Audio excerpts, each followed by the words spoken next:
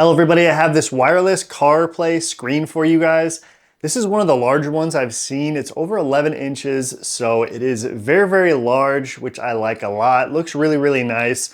It comes with a little stand here, but you can also use a suction if you want to suction it to your windshield. It does come with an aux cord as well, so that way you can plug it into your speakers. As well as a power adapter, so that way obviously you can turn the power on from your car. And then it does have a rear dash cam as well as a front dash cam that's right here on the monitor here. So very, very cool. Let's plug it in and check it out. So here's the screen that came with the car, and it's getting all like messed up. So it's nice that now I have this screen right here. I have it plugged in.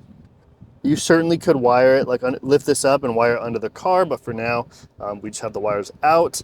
And then here it is, you got the maps open. It looks like it's already got everything synced once I synced it to my phone. So it's got like Audible, like you can see here, it just automatically popped up. And then if you click this, it opens all the apps. So all the apps that are on your phone, they're all here for you. So very, very cool.